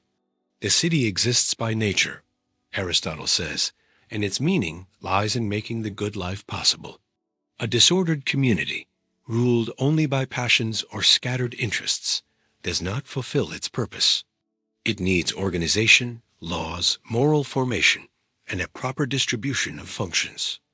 Once again, Aristotelian philosophy stands against the idea that human life can flourish through pure chance. Flourishing requires form. Of course, this view can be challenged. Later philosophers will show that reality contains deeper ruptures, less reconcilable conflicts, and more radical contingencies than Aristotle may have admitted. But that is exactly why he is so important. He stands in an exemplary way for the confidence that the world is intelligible and that the task of philosophy is to find the causes that move beyond chaotic appearances. Aristotle teaches us to look at reality as something structured. Even when there is change, it is not pure collapse. Even when there is chance, it does not rule everything. Matter may be indeterminate, but it tends toward form. Beings may be in process, but that process points toward actualization. Things may seem disordered on the surface, but philosophical inquiry looks within them for principles, causes, and purposes. That is why Aristotle holds a central place in any philosophy of chaos. He helps explain why, for so long, Western thought preferred to see disorder as a problem to be clarified and overcome. Against pure chance, Aristotle builds a metaphysics of form, cause, and purpose. And in doing so, he turns the search for order into not just a practical need, but a deep calling of philosophical reason itself. At first glance, the world often seems like a field of instability. Wars, losses, unexpected changes, injustices, illnesses, personal breakdowns, historical crises, all of this can make reality seem ruled by chance. But the Stoics offer a deeply different way of reading it. For them, the chaos we notice is, to a large extent, the result of our limited point of view. The universe, in itself, is not disorder. It is governed by the Logos, a universal reason that organizes all things. With the Stoics, philosophy clearly embraces the idea that behind apparent confusion, there is a deeper order. This view begins in the Hellenistic period, especially with Zeno of Citium, and is later developed by thinkers such as Cleanthes, Chrysippus, Seneca, Epictetus, and Marcus Aurelius. Although there are differences among them, they all share a common core. The cosmos is rational, alive, and ordered. Nothing happens outside an intelligent whole. The Logos is not just human reason, but the rational principle running through the entire universe. It is what gives unity to reality, connects events, and makes the world a coherent whole.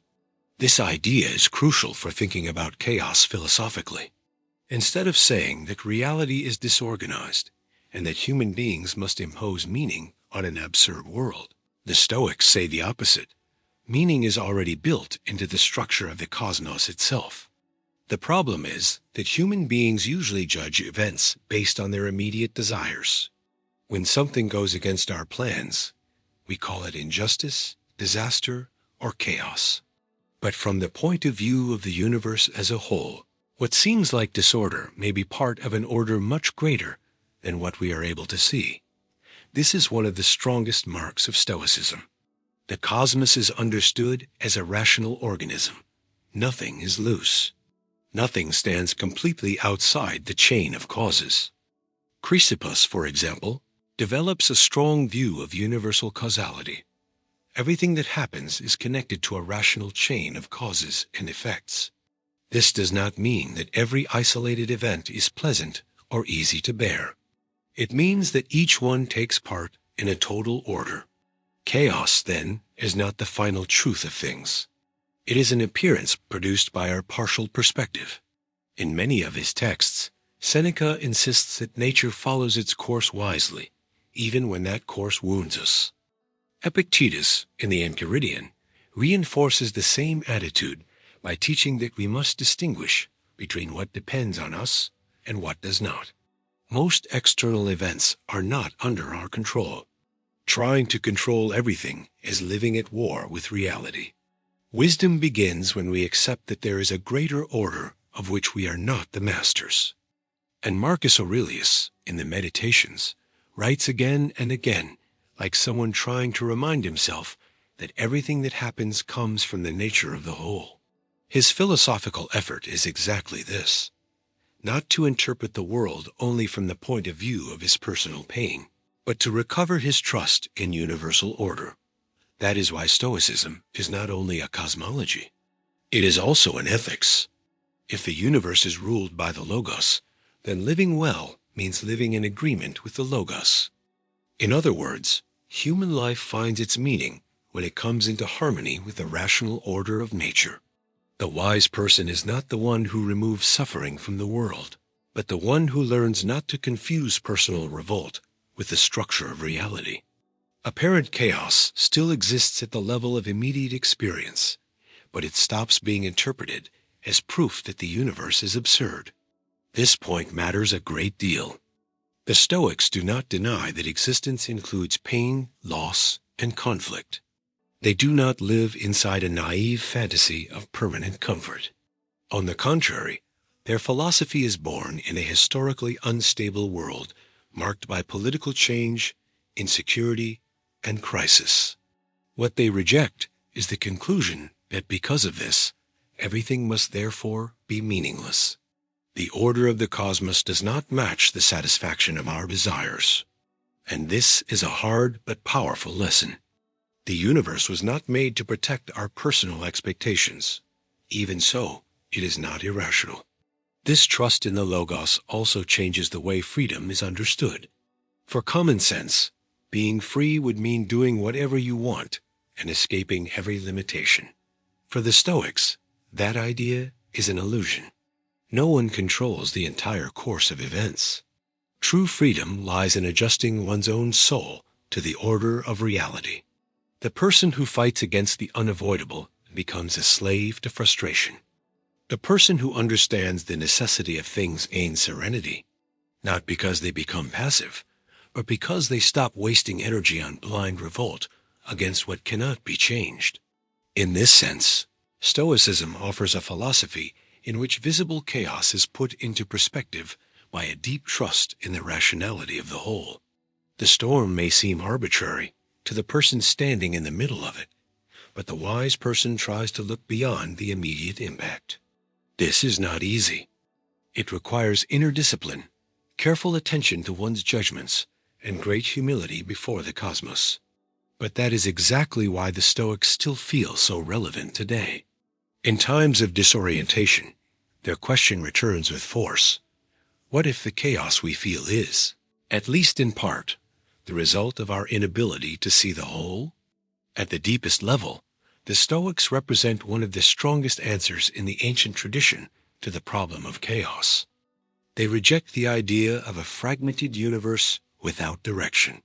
For them, there is a rational order running through everything, even when we do not fully understand it. The Logos is the soul of the cosmos, the principle that connects events, structures nature, and gives intelligibility to existence. So Stoic philosophy teaches that apparent chaos does not have the final word. What we see as disorder may be hiding a larger necessity, a rational chain of events that goes beyond our immediate perspective. And it is precisely in that trust that their ethic of serenity is born, not to control the universe, but to learn to live in harmony with the order that already governs it. Chaos does not always appear as war, political collapse, or the origin of the cosmos. In St. Augustine, it takes on a more intimate, quieter, and perhaps more painful form: the disorder of the soul. With him, the problem of chaos moves deeply into the moral and spiritual realm. It is no longer only about understanding where the world came from or how nature is organized, but about facing the restlessness of the human heart, its inner instability, and its difficulty in loving rightly. In works like Confessions, Augustine shows that a human being can live scattered within himself, divided between conflicting desires, unable to find rest. Chaos here is not only external. It is lived as the disorientation of existence itself. This is one of the great strengths of Augustine's thought. He does not speak about the human being in a cold or abstract way. He writes out of the experience of a soul in struggle. Confessions is not only a biographical account. It is a spiritual investigation. In it, we see a man searching for meaning, passing through errors, passions, ambitions, detours, and inner conflicts until he realizes that his life had long been marked by dispersion. The famous line at the beginning of the work says it with striking clarity. Our heart is restless until it rests in you. That restlessness is Augustine's name for a deep form of existential chaos. What does this restlessness mean? It means that the human soul, when it seeks fulfillment in passing things, lives in disorder. Augustine does not deny that worldly goods have relative value, but he insists that they cannot take the place of the highest good. The problem is not only desire itself, but desire in the wrong order. This is a central point. In Augustine, chaos is not simply an excess of emotion or psychological confusion. It is a failure in the order of love. When the soul loves what is lower as if it were higher, when it clings to what is temporary as if salvation were found in it, it loses itself. This gives chaos a very strong moral meaning. Inner disorder is born from a divided will. Augustine describes this memorably when he speaks about his struggle to convert. He wants to change, but at the same time, he does not want to. He desires truth, but remains tied to habit. He recognizes a higher good, but still clings to old pleasures. The soul then appears as a battlefield. It is not a peaceful space, but a place of conflict between opposite tendencies. There is an I that wants to rise, and an I that remains dragged downward. This tearing apart is one of the most intense expressions of existential chaos in his work. Unlike the Stoics, who sought serenity through rational alignment with the order of the cosmos, Augustine understands that the root of disorder is more deeply tied to the moral condition of the human being. The problem is not only ignorance or limited perspective. It is also the misdirection of the will. Human beings often know what they should love, but they cannot love in the right way. That is why sin matters so much in his thought, not only as an isolated transgression, but as the soul's tendency to turn in on itself and move away from divine order.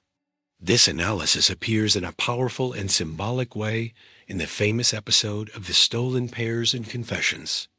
The philosophical value of that episode is not in the object that was stolen, which is almost irrelevant in itself, but in the fact that Augustine sees in it a deeper inner disorder. He wanted evil for the very taste of evil, for the pleasure of going astray, for the shared thrill of wrongdoing. This reveals that the chaos of the soul is not only weakness before apparent goods. It is also a mysterious tendency to move away from order itself. The human will, wounded as it is not simple and transparent. But Augustine does not describe this disorder only to condemn it. His goal is to show the path toward the soul's reordering. And that reordering does not happen through pure self-effort alone. Reason, though important, is not enough. The soul cannot heal itself, because its division is deeper than its ability to put itself back together. That is why orientation toward God becomes decisive. God appears not only as a doctrinal answer, but as the center capable of unifying what is scattered. In him, the soul finds measure, direction, and rest. This makes Augustine's thought especially important in the history of the philosophy of chaos. With him, disorder stops being only cosmological or political and becomes spiritual. A human being can have a life that looks organized on the outside and still carry deep fragmentation within. Someone can have success, intelligence, pleasure, and recognition, and still remain restless. Augustine shows that there is a kind of chaos that cannot be solved by technique, power, or comfort. It is the loss of an inner center. In times of overstimulation, constant distraction, anxiety, and endless searching for satisfaction, Augustine's idea of a scattered soul feels especially strong. Many people recognize the experience of being everywhere and yet not truly living within themselves. Augustine helps us see that not every restlessness is a sign of intense life. Sometimes it is a symptom of disorder. Not every kind of freedom is real liberation. Sometimes it is only aimless dispersion. St. Augustine teaches that existential chaos is a matter of the orientation of being. The soul loses itself when it loves out of order, when it is broken apart among temporary goods, when it looks for rest where there is only what passes away. His drama is not only that of a religious individual, but of every existence that has not yet found its center. And that is exactly why his philosophy remains so powerful, because it shows that the deepest chaos may not be out there in the world, but in the human heart when it turns away from what could truly bring order to its life. Some thinkers try to comfort human beings by showing them their strength. Pascal does something more unsettling. He places them face to face with both their greatness and their misery. In Pensées, man does not appear as a stable being, secure in himself and master of the world. He appears as a fragile creature, lost between extremes, unable to fully understand himself, exposed to both infinity and nothingness. It is in this setting that chaos takes on a deeply existential form. In Pascal, it appears as vertigo, a feeling of helplessness in the face of the vastness of the universe, the instability of life, and the uncertainty that runs through the human condition. Pascal's power lies in showing that the human being cannot be contained within simple definitions. He is not a pure animal, but neither is he pure spirit. He is not completely miserable because he thinks, but neither is he grand in any absolute way, because his life is short, his knowledge is limited, and his will is unstable. This tension between greatness and misery is the core of his view of human nature. Man is great because he knows he is miserable. A stone does not suffer because of its condition. An animal does not turn its own finitude into a metaphysical problem. The human being, by contrast, thinks about his own fragility, and for that very reason, he suffers in a unique way. This awareness gives rise to the abyss. In Pascal, chaos is not only outer disorder, but the experience of a human condition suspended between the infinitely great and the infinitely small. The universe opens before man as a silent immensity, and he realizes how tiny he is. At the same time, when he looks into matter itself, he finds levels of smallness that also unsettle him. He stands between two infinities. He masters neither one. He occupies no secure center at all. This realization destroys the fantasy that man is the calm measure of reality. There is a famous passage in Pensées in which Pascal speaks of the eternal silence of these infinite spaces. The line became famous because it perfectly captures his vision. The universe does not answer man with comfort. It does not automatically offer visible meaning. In the face of this silent vastness, human existence seems fragile, almost accidental. Chaos then appears as an experience of disproportion.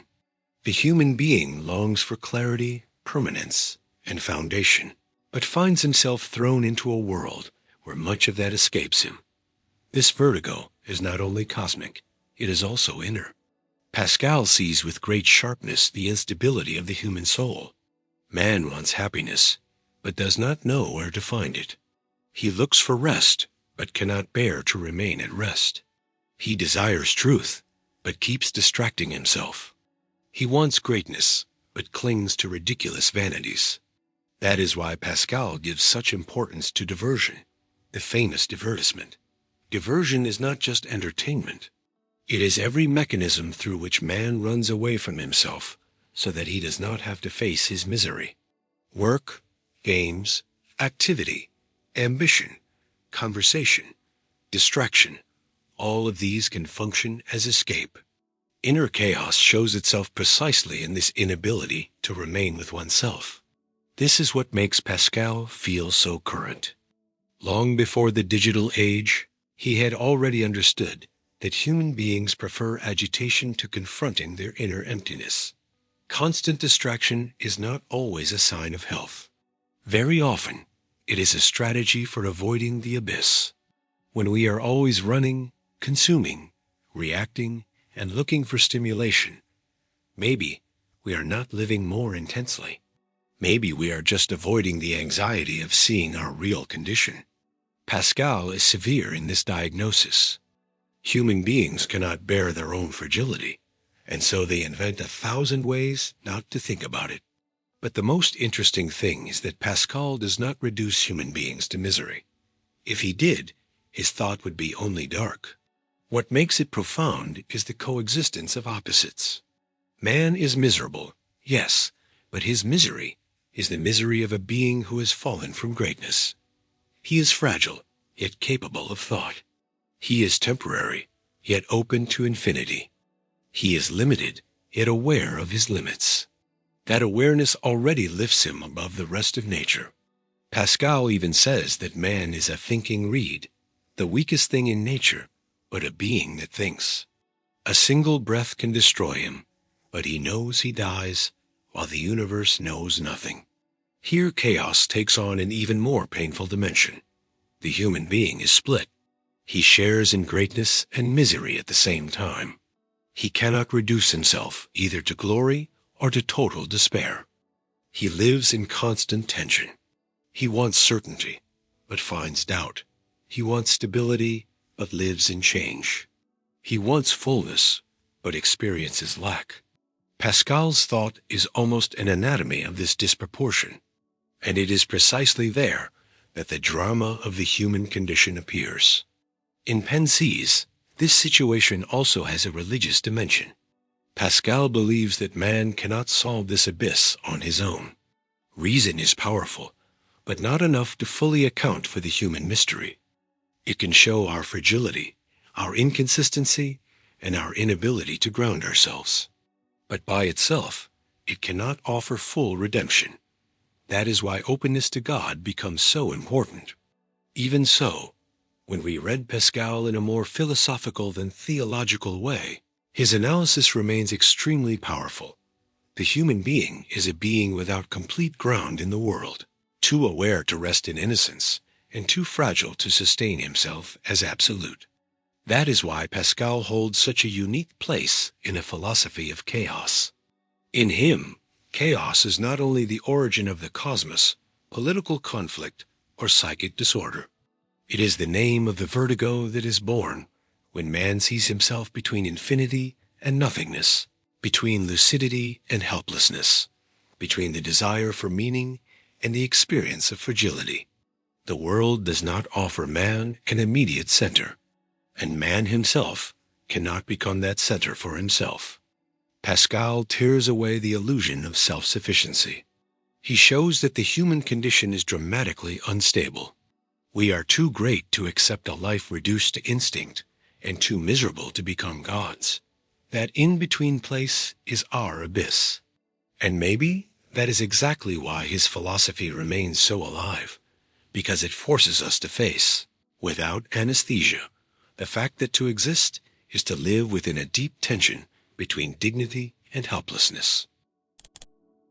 When chaos stops being seen only as the origin of the world, or as inner conflict, and starts being understood as a threat to human coexistence, Hobbes becomes impossible to ignore.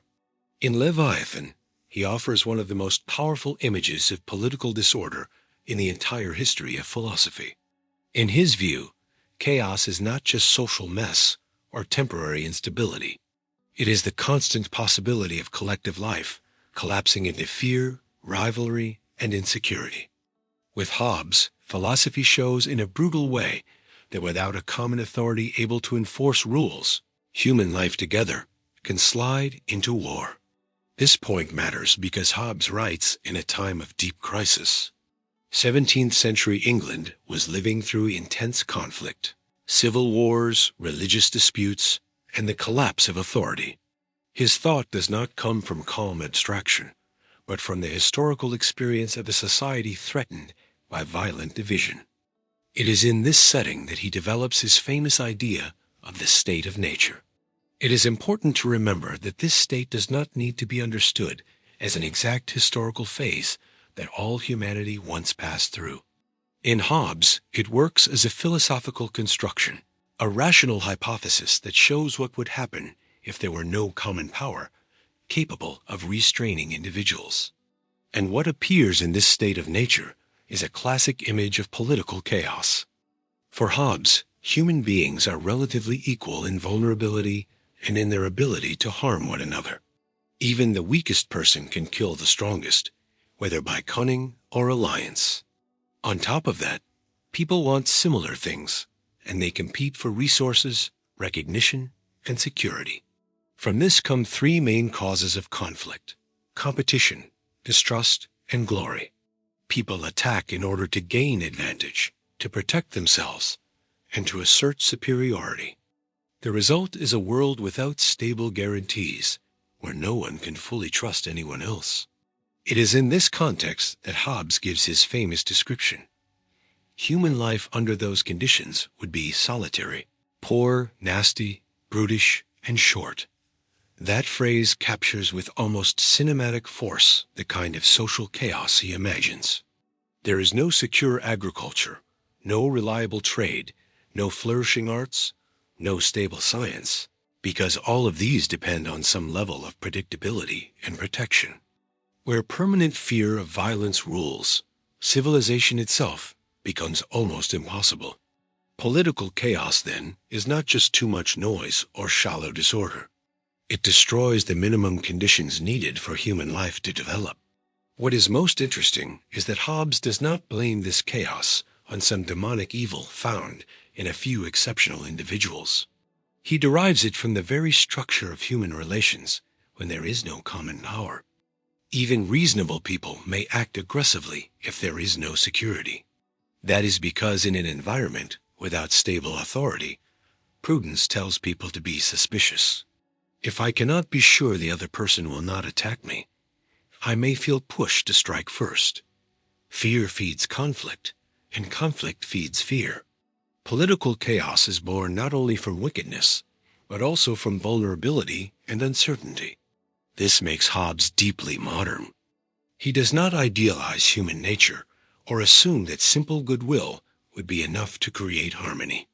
On the contrary, he recognizes that civil peace requires institutional construction. Order does not arise on its own. It depends on a pact. That is why, in Leviathan, individuals decide to transfer part of their freedom to a common sovereign who can create laws, punish violators, and guarantee security. This sovereign, symbolized by the great Leviathan, is not praised for its own sake, but for its function, preventing society from falling back into the chaos of the state of nature. Here we find one of Hobbes's most important lessons. Chaos is a political problem before it is a moral one. It is not enough for individuals to be told to behave well. There must be a structure of power that makes peace more rational than war. Law, in this sense, is not just decoration added to civilization. It is a barrier against disintegration. Without coercive force, promises can be broken, rights can be violated, and mutual trust can disappear. Political order is born precisely as an answer to the fear of collapse. This helps explain why Hobbes was both so influential and so controversial. His defense of a strong sovereign seems harsh, even authoritarian, and many later thinkers would try to limit or correct his proposal. But the power of his thought lies in how clearly he showed that peace should not be treated as natural or automatic. Societies can fall apart. Violence can return. The surface of civilization can crack. And when that happens, what rises up is exactly what Hobbes described: fear, suspicion, and struggle for survival. This analysis still feels current because political chaos does not belong only to the 17th century. Whenever institutions lose legitimacy, public trust collapses, violence becomes unpredictable, and groups stop recognizing a common authority. Something like the Hobbesian state of nature seems to return, not necessarily as total war of all against all, but as the erosion of civil space. Fear once again begins to organize decisions, and collective life becomes more fragile. Hobbes helps us see that political order, however imperfect it may be, is a precious achievement against the constant threat of disintegration. At the same time, his philosophy raises a demanding question. How much power are we willing to give up in order to escape chaos? That question would shape all of modern political thought, with different answers in Locke, Rousseau, and many others. But it is Hobbes who states it in the rawest way. Is it better to have a strong authority or to risk war? Better to limit freedom or to live in permanent insecurity? His thought offers no comfort. It forces us to recognize that politics is born, in large part, from the need to contain violence. Unlike Hobbes, who sees the state of nature as a condition marked by fear, rivalry, and constant threat, Rousseau proposes a radical reversal. Chaos does not begin, first of all, in human nature, but in corrupted society. This shift is decisive. With Rousseau, political philosophy stops asking only how to contain the natural violence of individuals and begins to investigate how certain forms of social life produce inequality, dependence, vanity, and conflict. The problem, then, is no longer simply man without government. It is man deformed by an unjust social order. This is one of Rousseau's great acts of boldness. In works like Discourse on the Origin and Foundations of Inequality among Men and the Social Contract, he breaks with the image of the human being as someone who, if left alone, would naturally move toward war. For Rousseau, natural man is not a miniature political predator. He is a simpler being, driven mainly by self-love and pity. Self-love is the basic instinct of self-preservation. Pity is the natural resistance to the suffering of others. In the state of nature, these two principles would be enough to prevent widespread destruction. Natural man is not a saint, but neither is he necessarily cruel or domineering. This difference from Hobbes changes everything. If natural man is not the main source of chaos, then political disorder has to be explained in another way. Rousseau finds that explanation in the rise of unequal society. In his famous account of the origin of inequality, he shows that the real turning point comes when property, social comparison, and dependence among individuals begin to appear. The symbolic act of someone saying, "This is mine," and being believed by others, marks the beginning of a deep transformation. From that point on, human life together stops being simple and becomes shaped by interests, hierarchies, competition, and the desire for recognition. This is where chaos takes on a new form. For Rousseau, conflict does not come only from scarcity or fear, but from social life shaped by comparison. Once human beings begin living under one another's gaze, amour propre appears in its negative sense, very different from natural self-love. Amour propre is the desire to be worth more, to appear superior, to be recognized, admired, and envied. This feeling introduces a deep instability into collective life, because it makes individuals stop seeking only what they need to live and begin seeking distinction, prestige, and domination. Social chaos, then, feeds on vanity, rivalry, and mutual dependence. This analysis is extremely powerful because it shifts the focus of violence. Hobbes places the danger in the absence of a sovereign. Rousseau places the danger in a corrupted form of social life that produces moral and political inequality. It is not natural isolation that destroys man, but badly organized society. The more inequality grows, the more people become dependent on one another in humiliating and unstable ways. Some accumulate wealth and power. Others lose their autonomy. Society, instead of fully civilizing, can produce servitude, resentment, and endless competition. Rousseau also shows that this process creates a kind of inner chaos. A person shaped by corrupt socialization no longer knows how to live within himself. He lives outside himself, trapped in the opinions of others. His value depends on how he is seen. His happiness becomes comparative. His identity is split between appearance and reality. This makes Rousseau's thought an important bridge between political philosophy and the critique of modern subjectivity. Chaos is not only institutional, it also reaches the soul. An unequal society produces restless, envious, insecure people who are always searching for validation. In the Discourse on the Sciences and Arts, Rousseau had already suggested something similar when he argued that social refinement does not always mean true moral progress. A society may look sophisticated and still be deeply sick. It may have culture, etiquette, luxury, and outward brilliance, while being driven by falsehood, competition, and corruption. This diagnosis remains striking because it shows that apparent order can hide a deeper chaos. Not every organized society is just. Not every civilization is truly humanizing. That is exactly why Rousseau does not stop at criticism. In The Social Contract, he tries to think through a legitimate form of political order that does not reproduce the corruption of inequality. His famous line, that man is born free and everywhere is in chains, captures the problem well. The issue is not to naively return to some lost state of nature, but to build a political order in which individuals obey the general will and, in doing so, are not made slaves to the private interests of others. For Rousseau, true politics should restore freedom in collective form. This makes his philosophy especially important for thinking about chaos. Instead of accepting disorder as the inevitable destiny of human nature, Rousseau asks which institutions, habits, and inequalities produce this chaos. The answer is uncomfortable. Very often, what we call civilization creates exactly the conflicts it claims to fight. A society built on competition and unequal property can turn relatively simple human beings into creatures ruled by ambition, envy, and dependence.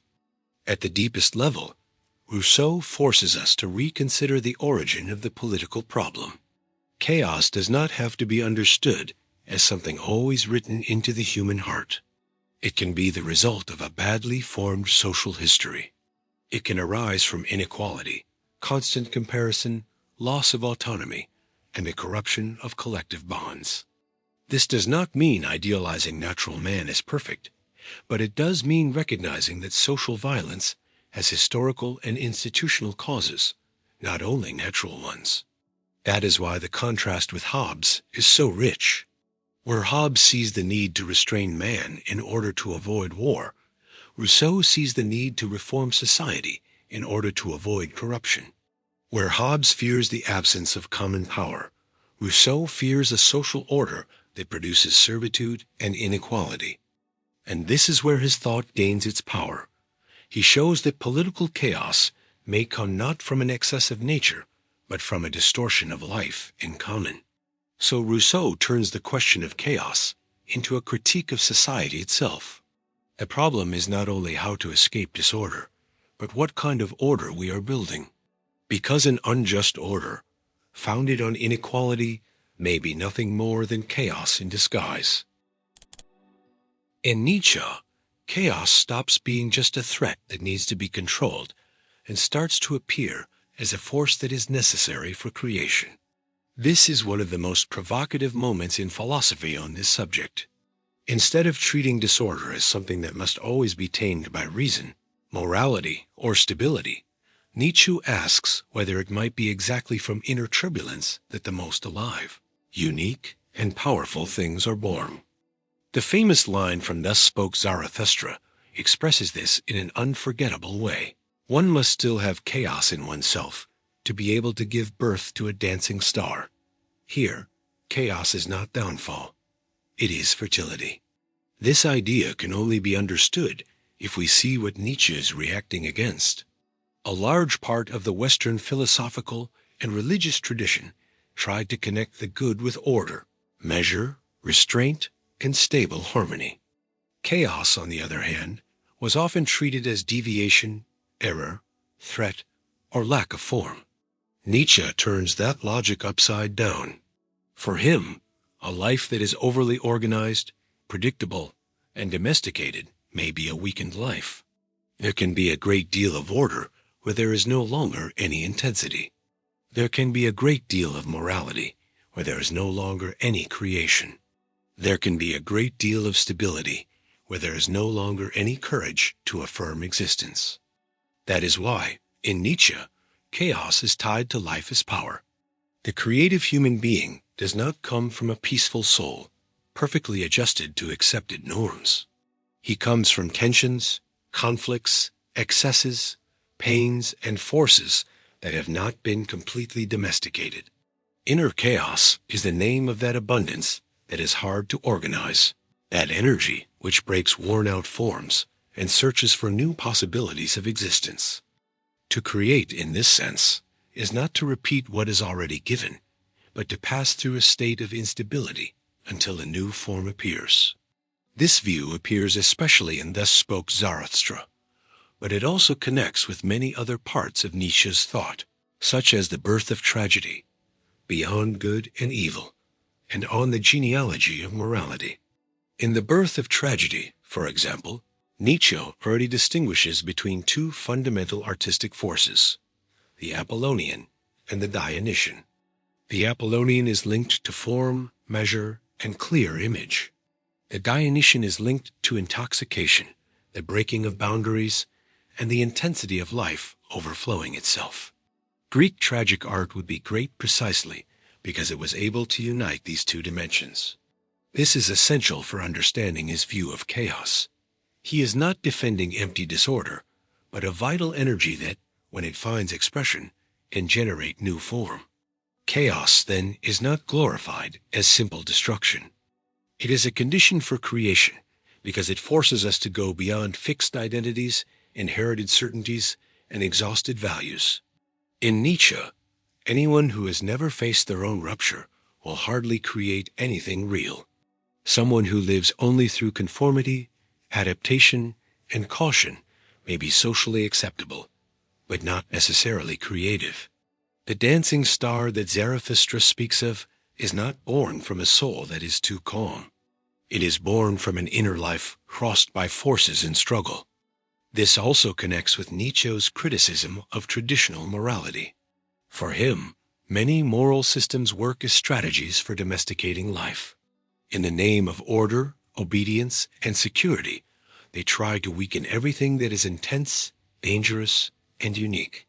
The problem is that in doing so, they do not eliminate only violence or destructive excess. They also eliminate greatness, courage, and creativity. Nietzsche deeply mistrusts a culture that wants only to neutralize risk.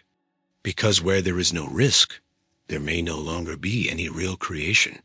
Inner chaos, however uncomfortable it may be, can be the sign that there is still something too alive to fit into ready-made molds. Of course, this does not mean praising every kind of blind impulsiveness. Nietzsche is not saying that all disorder is good, or that all suffering produces genius. What he suggests is something more demanding, transforming chaos into a work. That is the key point. Creative force does not lie in staying fragmented, but in giving form to excess without completely betraying it. The dancing star is not raw chaos itself. It is the fruit of a transformation. There is here an aesthetic of existence, to live not as mere adaptation, but as creative work upon oneself. This perspective turns chaos into an affirmative experience. Instead of asking only how to escape instability, Nietzsche asks what can be born from it. Crises, ruptures, loss of reference points, and inner conflicts can indeed be moments of collapse, but they can also open space for new evaluations. In many cases, it is exactly when old certainties fall apart that it becomes possible to create another way of living. Chaos then appears as a stage of gestation, as a necessary disorganization before a new configuration. This also has great power for thinking about culture and history. Nietzsche sees that highly decadent ages often cling obsessively to order because they no longer have enough energy to create. Stronger ages, on the other hand, can bear tension, ambiguity, and conflict because they still produce new values. Chaos on this level stops being only an individual problem and becomes a sign of historical transformation. A culture in crisis may either sink or reinvent itself. Everything depends on its ability to affirm life, even without guarantees. Nietzsche breaks with the tradition that saw chaos only as a lack of form. For him, chaos can be an excess of force, an intensity not yet organized, a fertility that has not yet found its shape. That changes everything, because it turns chaos into not only something to overcome, but something to move through creatively. Inner disorder is no longer only a symptom of weakness. It can be the sign of a life that has not yet resigned itself. That is why his philosophy remains so powerful. Nietzsche forces us to be suspicious of every peace that comes too easily. Not every serenity is wisdom.